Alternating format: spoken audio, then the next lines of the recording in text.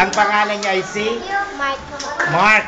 Ano ba ang iyong inahangad na regalo sa Pasko? Ano sabi mo? Na maging magkasama kami at kompleto ang pamilya ko. Kumpleto ang pamilya. Paano ba kayo magkakasama ang kumpleto ang pamilya?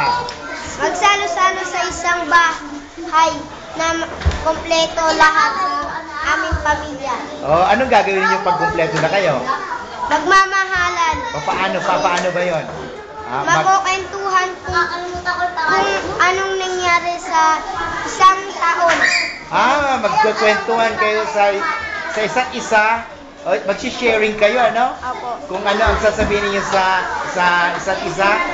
Yung mga nangyari sa inyong buhay. Ng taon. Sabihin mo sa kanila. Okay.